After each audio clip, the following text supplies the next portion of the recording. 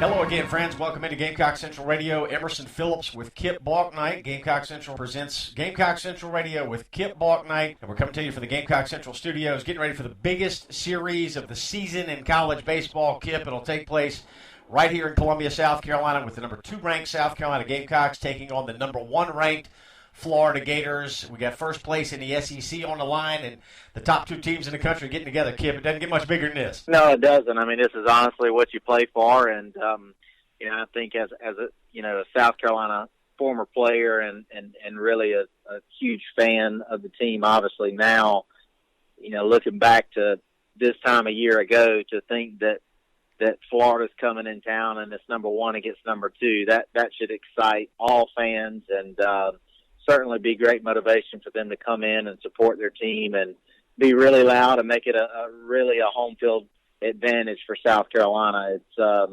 It's quite a remarkable turnaround from this time a year ago. So hats off to Chad Holbrook and the rest of the staff and the players for getting it done, because they're getting it done on the field. That's for sure. You can download the Gamecock Central Radio app on the App Store and on Google Play to subscribe to the podcast. Search for Gamecock Central Radio on iTunes, SoundCloud, and other popular services, or visit radio.GamecockCentral.com. Really is an exciting week for Gamecock coaches and players, Kip. Obviously, the Gamecocks are going to have to be on point to beat this Florida team that's just loaded with talent. We're going to talk more about that here in just a moment, but talk about the excitement around the program right now. The Gamecocks missed the playoffs a year ago. That's something Gamecock baseball is not accustomed to doing, and to get back on top like this and really have a fine season to this point, a real feather in the cap of Chad Holbrook and all the players that are on the team. And now no midweek game for either team, so both teams have been focused on this huge series all week. I think back to South Carolina winning the World Series in 2010, and honestly, I felt like they beat a couple teams that year that probably were actually better than them,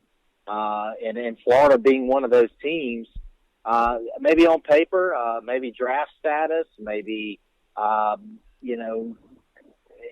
there's just more to the game than just talent. And that's how South Carolina baseball tradition has been, what it was built upon, doing all the little things, playing a little bit maybe more hungry than the other team and wanting it more, and,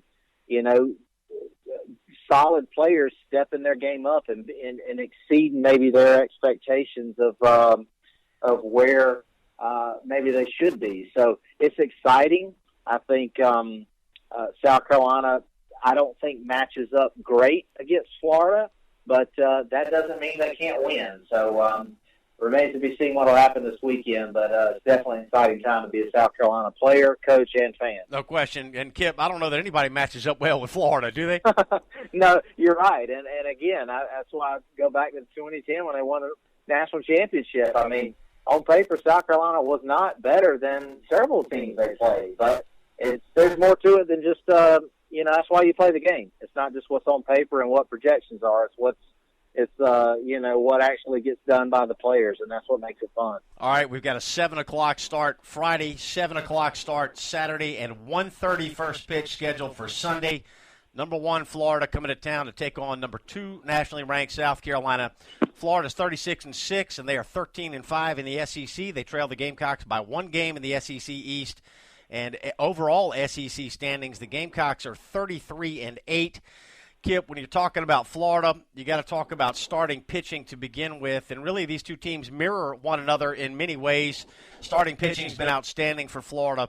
They're going to run junior left-hander A.J. Puck, 6 feet 7 inches tall. He's 230 pounds, and he throws up to 97 miles an hour. The guy is a mountain of a man, and when you put him up on that hill, he's an imposing figure. 6'7", left-handed. I mean, that's just incredible. I mean, you just don't see many of those types of guys. So South Carolina's going to have to do, a really good job of manufacturing some runs. I don't think this is going to be a weekend where you see.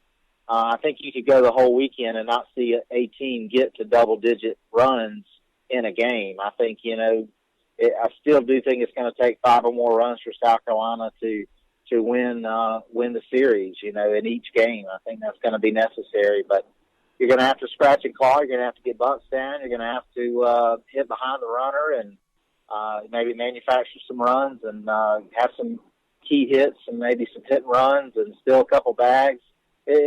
Runs are going to be at a premium for sure. It's going to be tough, but I'm sure the guys are ready and willing, ready to go for the challenge. Florida's also got another starting pitcher named Logan Shore, who is co-pitcher of the week in the SEC this week.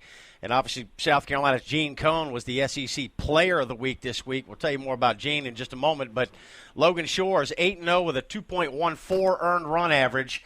And last weekend he threw a complete game, 2-hit shutout against the Georgia Bulldogs. Shore faced the minimum 27 batters in that ball game, and that was his 13th straight win. That's a Florida school record, a record that had stood since 1984. And Shore also threw a complete game against the Miami Hurricanes back on February 26th.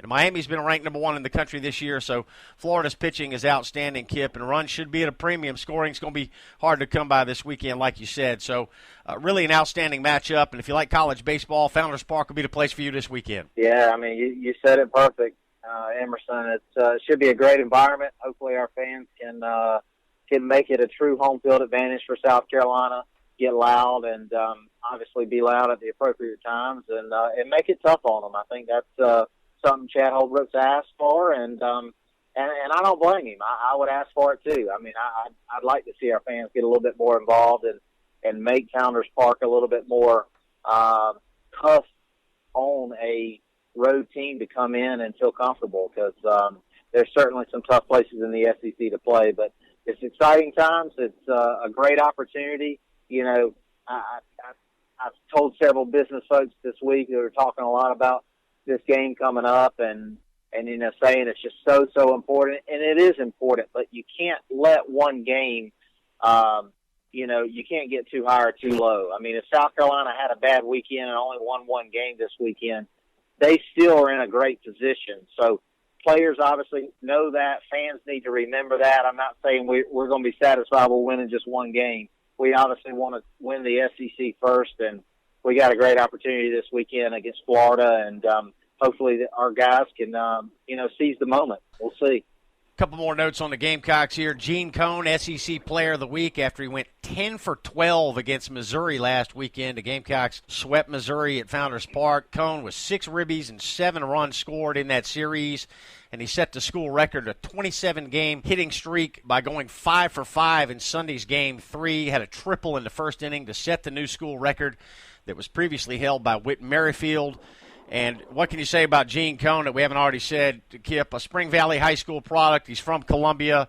He's 4th in the conference in on-base percentage, and he just continues to do an incredible job. What a year for Gene Cone. It is an amazing year, and, you know, to think he was sitting the bench a little bit early on, I think probably started this, to be honest with you. I think he's the type of guy that it probably ticked off a little bit, and he just does all the little things so well. Emerson, I mean, he just comes to the ballpark ready to play. He's a student of the game. His swing is very simple. He's very short and compact to the ball, and he's obviously seeing the ball well right now. And, you know, you can tell he's obviously a good teammate, too. I mean, there's a lot of guys that root for him and pull for him, and I think that's the biggest ingredient that I've seen in this team. You know, some people may argue and say, oh, well, anytime you're winning, everybody's having fun. While I do think that's true, the amount of fun I see that these guys are having, you know, John Jones striking out 4 times, having the golden sombrero a week or 2 ago, and the first one out to congratulate, you know, the pitcher after the game when they won in a game that he went 0 for 5. To me, those are things that set good teams apart from great teams. And I do think this team has a chance to be a great team, really and truly. Not even talking about just the talent, just the camaraderie they have amongst themselves, the you know, just the in the locker room is just a great scenario, I think, and guys like Gene Cone are certainly having a lot of success, and it's fun to see. Couldn't happen to a better guy. Really proud of the young man. We've talked a lot about Alex Destino this year. Junior outfielder, had 6 hits in the Missouri series and 6 runs knocked in. He's having a big year. He's 10th in the SEC in both runs knocked in and in batting average Freshman right-hander Adam Hill picked up a win last weekend against Missouri. He was the Sunday starter. 6 1/3 innings scoreless for Adam Hill. That was his longest outing of the season, and he's now 6-0 with a 2.57 ERA. Jonah Bride hit .500 in the Missouri series, 6 for 12 at the plate, including 3 for 4 with a run knocked in the 8-5 win over Missouri last weekend. So a lot of folks chipping in here, Kip, and the Gamecocks are really going to have to pull together. We talked earlier this week about the chemistry that this team has shown, and they're going to be tested this weekend against the number one team in the country. Yeah, they are, and I think the biggest message if I'm Chad Holbrook, I'm telling the guys is you don't have to do anything extra. Just we know who we are. You got to know who you are as an individual. Keep doing what you've been doing, and seize the moment. I mean, this is why you run in the off season. It's why you train. It's why you work in the weight room. This is all the blood, sweat, and tears that you go through as an athlete to try to prepare. This is what you play for, and just don't let the moment get a hold of you. Just play and have be loose, have fun, and just let the chips fall where they may. Because win, lose, or draw, no matter what happens this weekend, the season is not won or lost this weekend. They could technically still. Win the SEC if they don't win the series this weekend. Yes, they may have to get some help, but they just need to take it one game at a time and not let the moment get a hold of them, and just be themselves and keep scrapping and clawing and try to come out with a series victory. Gamecock baseball fans excited for this huge series this weekend. Kip, earlier this week on the radio in Columbia, Ben McDonald from the SEC Network, former pitcher at LSU, who will be one of the announcers for the TV broadcast this weekend, said that Florida's got as many as 7 or 8 players that could go in the first round of the Major League Baseball draft. So we know how good Florida is, but bottom line is that South Carolina's got a real opportunity right here, and the Gamecocks up to number 2 in the national rankings this week, and showcase weekend for Gamecock baseball at maybe the best ballpark in the country, and Gamecock fans will get to be a part of that. So it really is an exciting time for Gamecock baseball fans, and we appreciate your time today, Kip. Thanks very much. Thank you. Have a good one, Emerson. Go Cox. All right, that's Kip Bouknight, Gamecock great. He joins us twice a week here on Gamecock Central Radio, and we look forward to joining you again next week. We'll review the Florida series. Hope everybody will make it out to Founders Park for the Gamecocks and Gators this weekend. I'm Emerson Phillips. Thanks for joining us.